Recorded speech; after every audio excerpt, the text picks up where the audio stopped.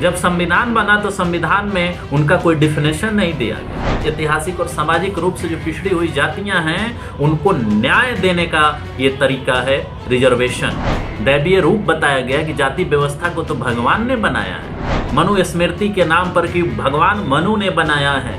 बहुत लोगों ने इसके लिए लड़ाई लड़ी, चाहे ज्योतिबा फुले हों, शिवाजी महाराज हों। आज हर चीज प्राइवेटाइज होता जा रहा है और वहां पे रिजर्वेशन की बात नहीं हो रही। टीचर्स नहीं है, टीचर का क्वालिटी बद से बदतर होता जा रहा है। इसलिए सरकार को मजबूर करने के लिए इसको राजनीतिक मुद्दा बनाना ही होगा। इसलिए खुल के सामने आइए रिजर्वेशन के सपोर्ट में, उसको बढ़ाने के सपोर्ट में, प्राइवेट सेक्टर में रिजर्वेशन लागू करने के सपोर्ट में आपको लड़ना होगा। हाय दोस्तों, कैसे हैं आप सब? उम्मीद करते हैं कि आप सब अच्छे होंगे। और चलिए आज एक बहुत ही अहम मुद्दे पर हम लोग बात करने जा रहे हैं।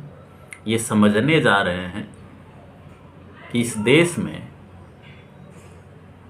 रिजर्वेशन और रिजर्वेशन खास करके प्राइवेट सेक्टर में और पब्लिक सेक्टर में जो है जिस सीमित रूप में दिया गया है, क्या उसे बढ़ाया जाना चाहिए या नहीं बढ़ाया जाना चाहिए, और क्या यह एक राष्ट्रीय मुद्दा होना चाहिए या नहीं होना चाहिए।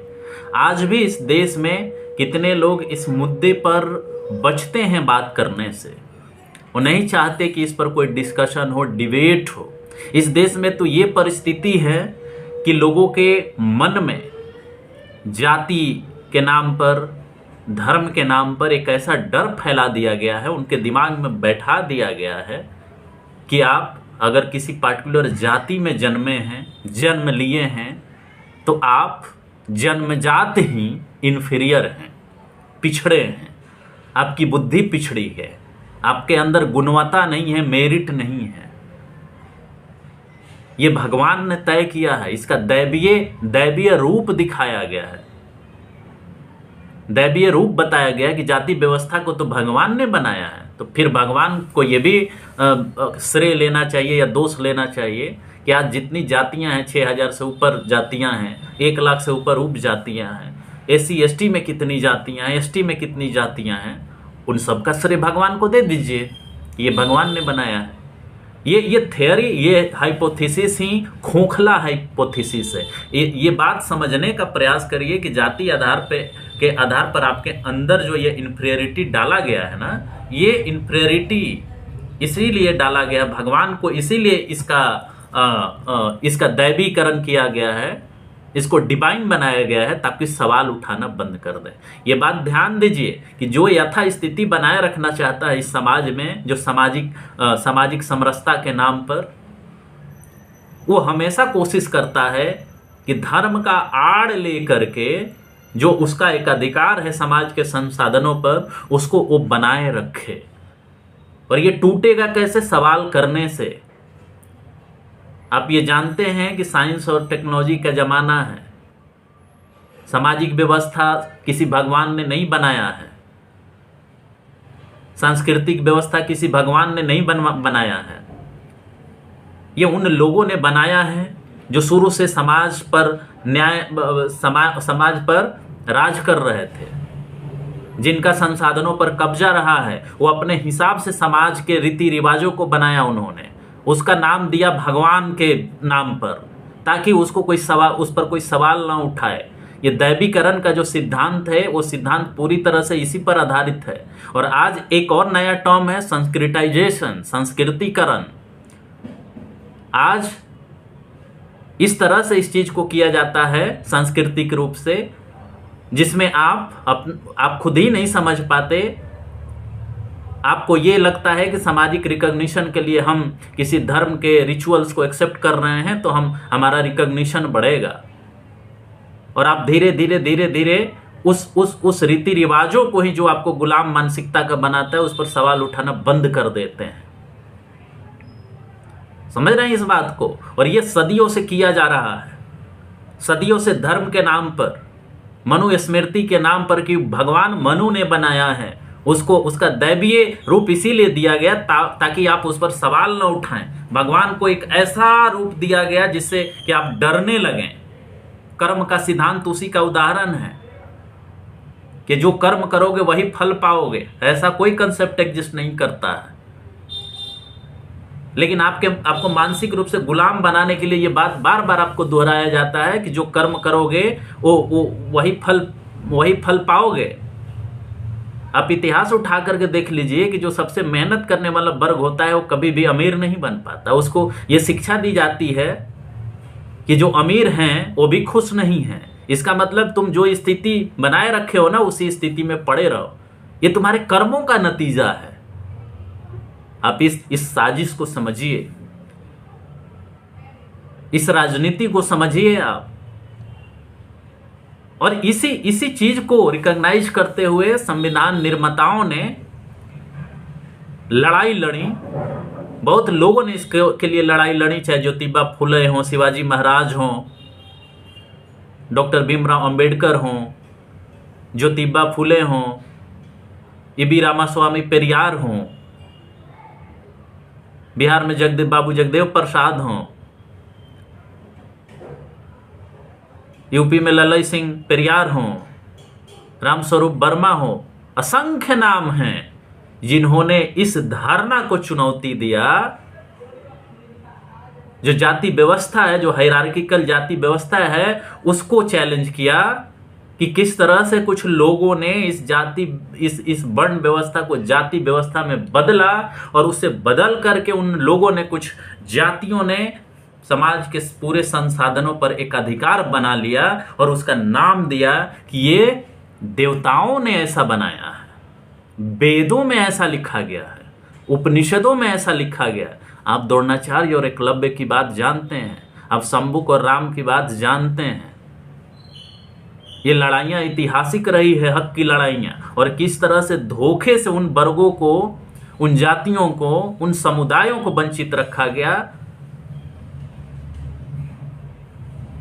जो यहाँ के ओरिजिनल लोग रहे, अब ओरिजिनल लोग रहे हैं। उसका लंबा इतिहास है, उसको पढ़ने की जरूरत है। जब संविधान बना तो संविधान में उनका कोई डिफिनेशन नहीं दिया गया, उनका कोई नेता नहीं था, खास करके ओबीसी जातियों का कोई जानता ही नहीं था कि ओबीसी एक राजनीतिक वर्ग भी हो सकता है, उसकी समझ भी हो सकती है। 1920 के दशक में त्रिवेणी संघ बना था। उससे पहले ज्योतिबा फुले ने एक वैकल्पिक गैर ब्राह्मण और गैर ब्राह्मणवादी विचारधारा को प्रतिपादित किया था, जिसको साहू जी महाराज ने आगे बढ़ाया, बाद में डॉक्टर अंबेडकर ने आगे बढ़ाया।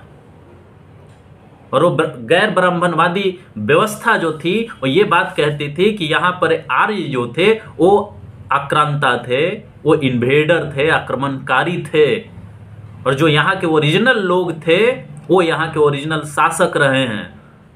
फुले लिखते हैं और कहते हैं कि जब यहाँ के लोग यहाँ के शासक रहे थे तो भारत का साम्राज्य बहुत बड़ा था, बहुत विदेशों तक फैला हुआ था, शक्तिशाली था।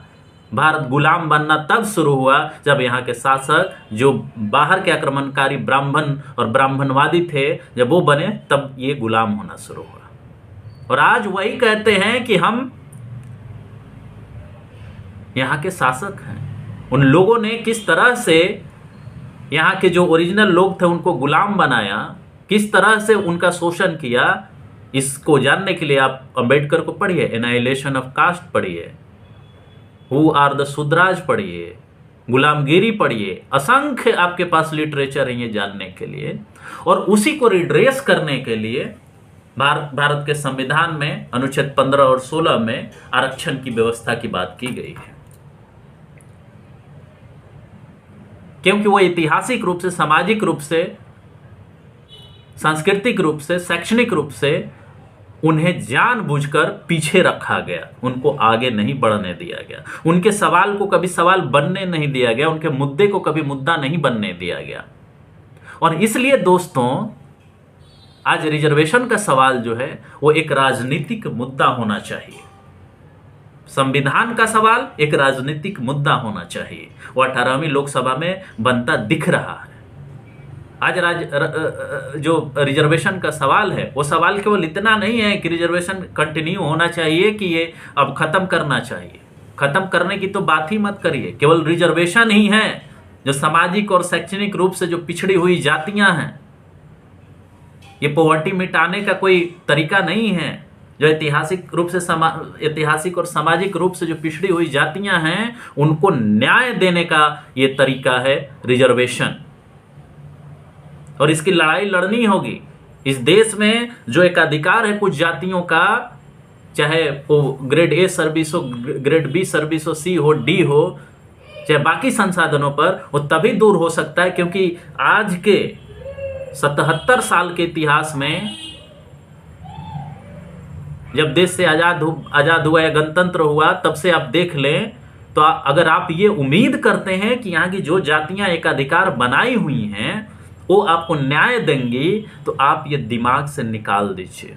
शासन, प्रशासन, राजनीति में शुरू से उनका कब्जा रहा है और उन लोगों से ये उम्मीद करना, क्योंकि उन लोगों ने उनके लिए कुछ नहीं किया है। वो जानते थे कि हमारा वर्ग क्या है, हमारी जातियां क्या है, हम संसाधनों पर कब्जा रखते हैं, इसलिए कभी भी इन प्रोग्राम्स को, स्कीम्स को उस स्तर पे अच्छे से लागू ही नहीं होने देना है, ताकि वो लोग सशक्त हो सकें जिनके लिए बनाई गई हैं। उनका फेल्योर ये बताता है कि ये लोग हमेशा से बायस्ड थे।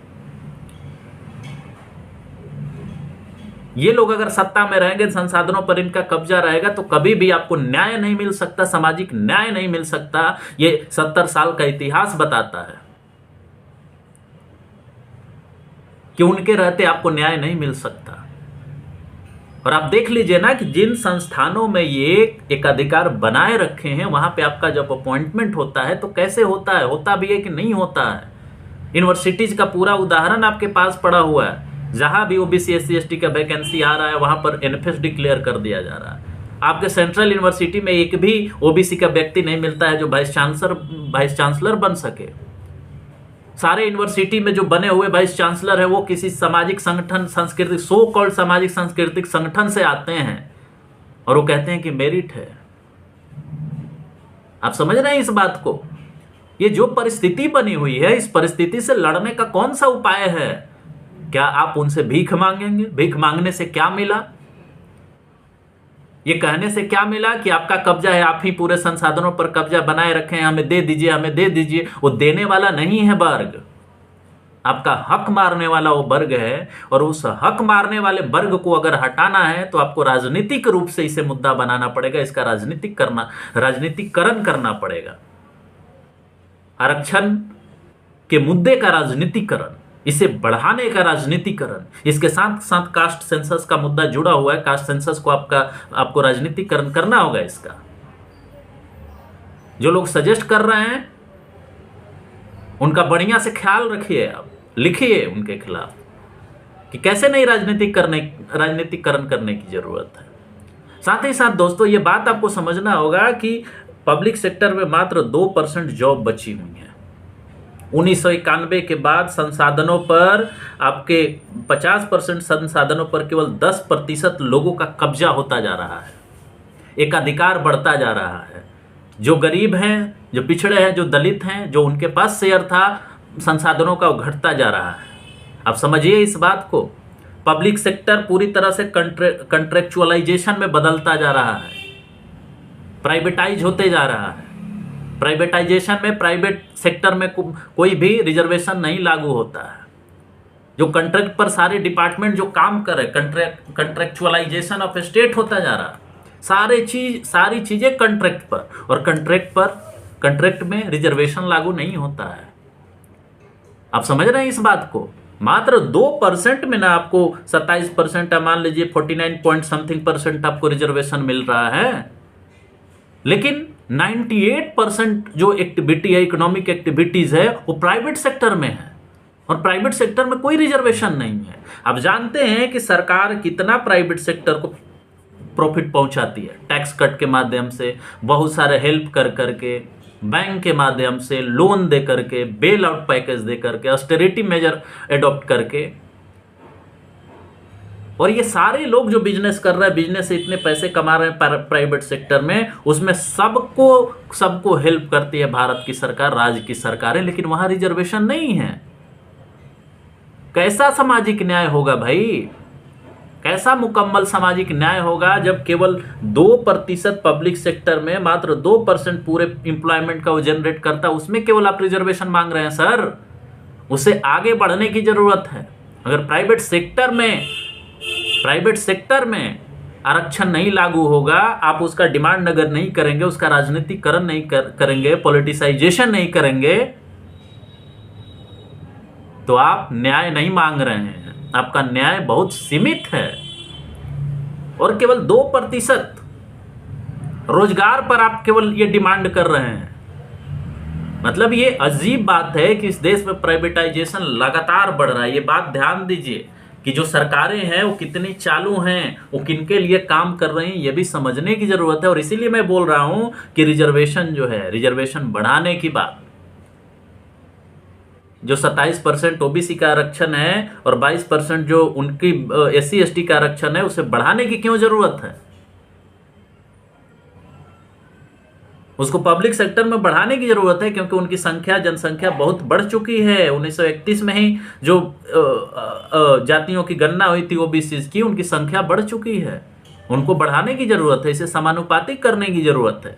SC ST का रिजर्वेशन को बढ़ाने की जरूरत है, समानुपातिक बनाने की जरूरत है। और सबसे इंपॉर्टेंट बात, सामाजिक न्याय की बात तब तक पूरी नहीं होती जब इसको आप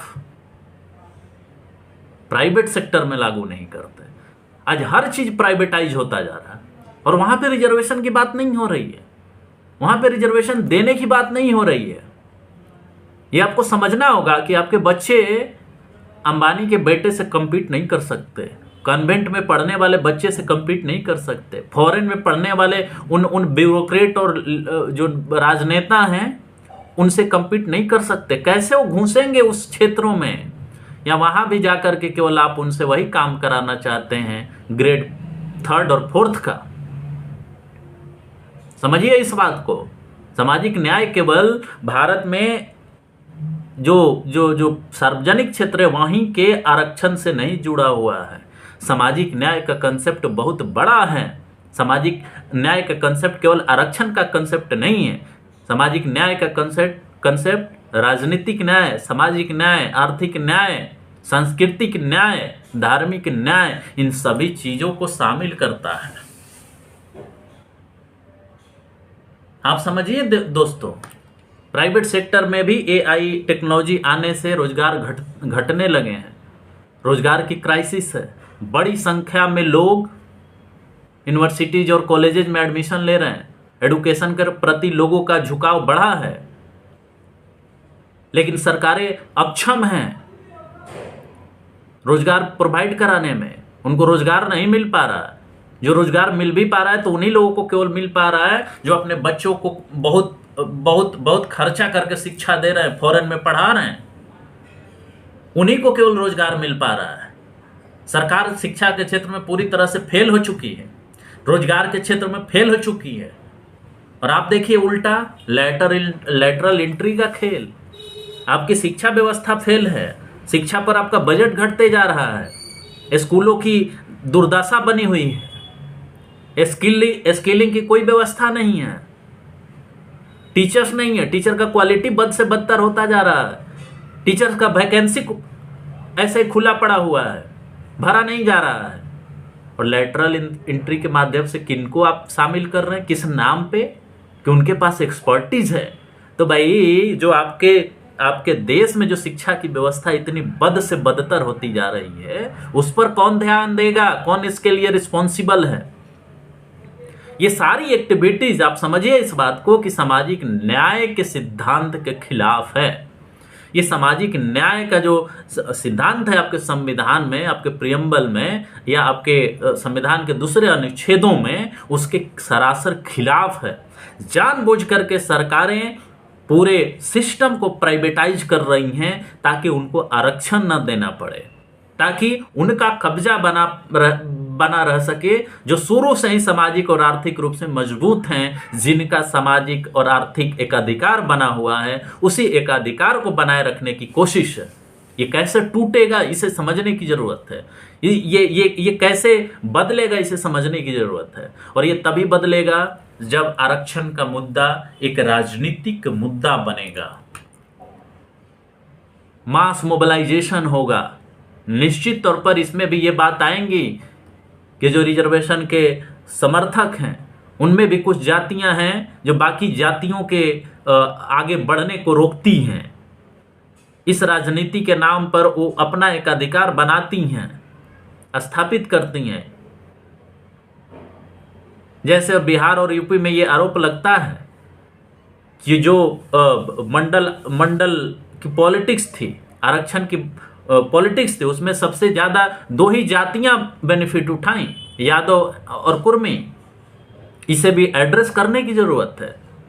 अगर आप एक ब्रॉडर कोलिजन बनाना चाहते हैं तो ब्रॉडर कोलिजन में उन सारी जातियों को शामिल करना होगा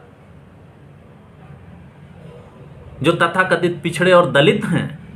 उनके इशू को भी आपको एड्रेस करना होगा। जैसे सब क्लासिफिकेशन वाला मुद्दा आया है, तो सब क्लासिफिकेशन वाले मुद्दे पर भी खुल के आपको चर्चा करनी होगी। एक ब्रॉडर कोलिजन बनाना होगा, यूनिटी बनाना होगा, क्योंकि किसी को इस नाम पर आप बहुत देर तक बरगला नहीं कर सकते कि हम सामाजिक न्याय का पॉलिटिक्स कर रहे हैं बिना उनको हक दिए। उनका हक भी आपको सुनिश्चित करना होगा।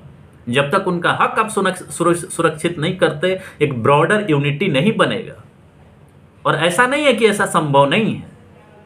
आप बिहार में देखिए, तमिलनाडु में देखिए, जहां पर सब क्लासिफिकेशन लागू हुआ है राज्यों के स्तर पर, वहां ओबीसी एससी एसटी में डिवाइड नहीं हुआ है वोटों का, बल्कि और लोग गुलबंद हुए हैं। उनके अंदर यूनिटी बढ़ी है।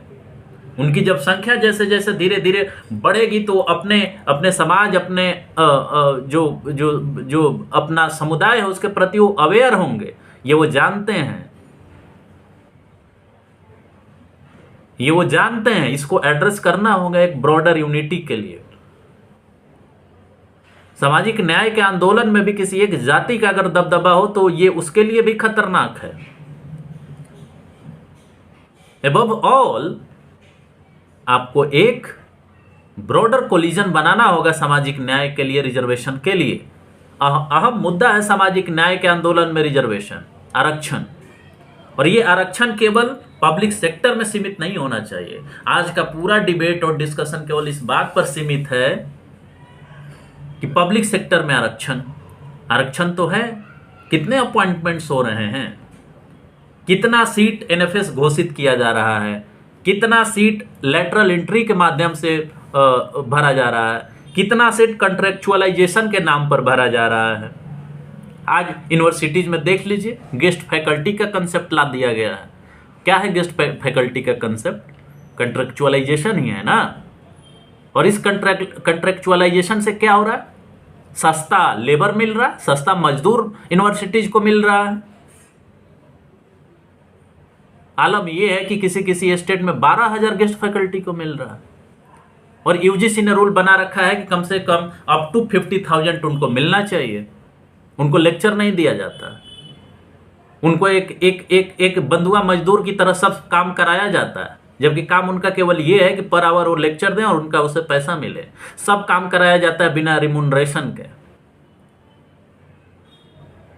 ये हाल होता जा रहा है, कंट्रेक्चुअलाइजेशन बढ़ता जा रहा है, हर चीज कॉन्ट्रैक्ट पर कराया जा रहा है ताकि ज्यादा पैसा नहीं देना पड़े सरकार को। और आप केवल रिजर्वेशन के मुद्दे को, सामाजिक न्याय के मुद्दे को 2%